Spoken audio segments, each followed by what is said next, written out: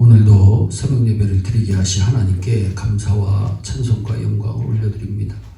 우리 다 함께 사도신경으로 신앙 고백하신 후에 찬송가 360장을 부르신 후 고린도후서 4장의 말씀을 읽으신다. 오늘 말씀을 듣겠습니다. 오늘 말씀은 직분을 받은 자가 나아가야 될 길을 가르쳐 줍니다. 직분을 받았다는 것은 좁은 의미로는 바울이나 베드로나 디모데나 디도 같은 사도, 목회자를 말합니다. 그러나 넓게 보면 모든 그리스도인이 영적인 직분을 받았습니다. 왜입니까? 사도와 목회자만 복음을 전하고 예수님을 전하는 것이 아니기 때문입니다. 우리 모두가 예수님을 전하고 복음을 전해야 합니다. 그러니 우리 모두 나는 직분을 받은 자라는 의식을 갖고 살아야 합니다. 내가 장관이 되면 장관으로서 공인으로서 살아야 됩니다. 내가 목사라면 어디를 가도 목사로 살아야 됩니다. 하나님의 귀한 직분을 받았으면 직분을 받은 사람답게 살아야 되는 것입니다. 그러면 어떻게 살아가는 것이 직분을 받은 사람답게 살아가는 것일까요? 우리가 먼저 국률하심을 입어서 구원을 받아 직분을 받았으니 하나님 앞에 감사하는 마음을 지녀야 되는 것입니다.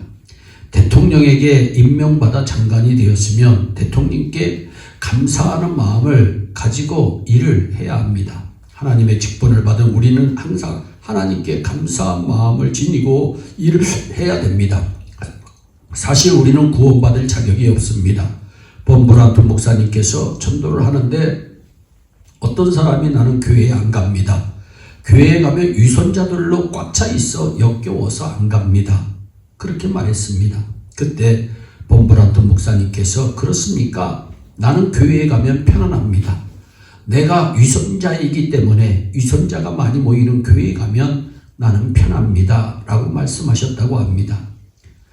본브란트 목사의 말의 의미는 무엇일까요? 세계인이 존경하는 성자 같은 분이지만 본브란트 목사님은 자신의 부족함을 알고 있다는 것입니다. 그리고 당신은 거룩합니까? 교회에 위선자가 있어서 못 가겠다는 당신은 깨끗합니까? 왜 당신 자신을 모릅니까? 질문하고 있는 것입니다. 교회는 위선자, 죄인이 와서 구원받고 거룩하게 되어지는 하나님의 집입니다. 교회에 위선자가 있는 것은 당연한 것입니다. 우리 모두 위선자이고 죄인이고 부족합니다. 이런 우리가 구원받은 것은 잘나서가 아니라 하나님의 긍휼하심 때문입니다. 우리는 하나님의 긍휼하심으로 하나님의 자녀라는 귀한 존재가 되고 복음을 전할 직분을 받았습니다. 늘 감사한 마음을 갖고 믿음 생활을 하며 복음을 전해야 될 줄로 믿습니다. 그리고 직분 받은 자는 낙심하지 말아야 합니다. 우리가 예수님을 믿어도 낙심할 일이 가끔 있습니다. 사도 바울이 복음을 전하다가 귀한 대접을 받았습니다. 갈라디아서 4장 14절에 보면 갈라디아 교인들이 바울을 천사처럼 대접하고 예수님처럼 섬깁니다. 그러나 사도행전 14장에 보면 안디옥과 이고니온에서 유대인들이 물려와 복음을 전하는 사도 바울을 돌로 칩니다.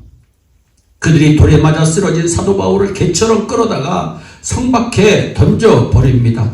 그들이 떠난 다음에 예수님을 믿는 제자들이 바울에게 몰려와 둘러서서 기도할 때 바울이 다시 일어납니다. 하나님께서 바울을 살려주셨습니다. 바울은 일어나자마자 금방 더베로 가서 복음을 전한 다음 다시 루스드라에 가서 제자들의 믿음을 굳게 합니다.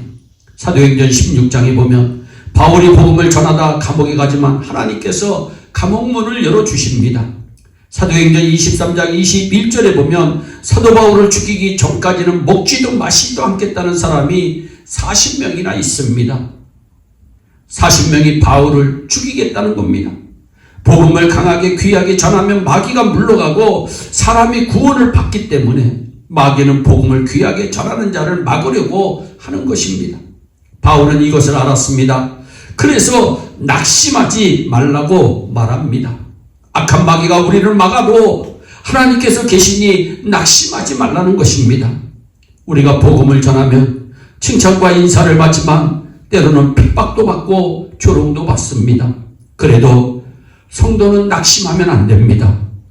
디모데전서 1장 12절입니다. 나를 능하게 하신 그리스도 예수, 하나님께서는 여러분을 능하게 하십니다. 하나님께서는 여러분을 능하게 하십니다. 그러니 우리는 낙심할 필요가 없습니다. 마태복음 28장 20절입니다. 볼지어다 내가 세상 끝날까지 너희와 항상 함께 있으리라. 그러니 낙심하지 말아야 합니다. 하나님께서 우리와 함께 하시니 낙심하지 말아야 합니다. 어떤 경우에도 낙심하지 않고 담대하게 나가는 것이 하나님의 자녀의 길입니다. 그리고 숨은 부끄러움의 일을 모두 벗어버려야 합니다. 우리가 예수님을 믿고 섬기면 남들이 보기에는 거룩하고 천사 같지만 스스로는 너무 잘합니다. 내게는 아직도 이것이 부족한데, 나는 가끔 실수를 하는데 자기만 하는 부끄러움이 있습니다. 그래서 바울이 그 숨은 부끄러움의 죄를 끊으라고 권면하는 것입니다. 저는 다이아몬드가 크면 비싸고 작으면 싼 줄 알았습니다. 그런데 다이아몬드가 아무리 굵고 커도 흠이 있으면 가치가 떨어진다는 것을 알았습니다. 흠이 없고 투명해야 값비싼 다이아몬드가 된다는 것입니다. 우리 눈에는 보이지 않지만 현미경으로 보면 흠이 보인다고 합니다. 그래서 현미경으로 봅니다. 장로남 목사는 귀해 보이고 평신도는 덜 귀해 보일 수도 있지만, 평신도라도 맑으면 귀하고 목사라도 결점이 많으면 귀하지 않습니다.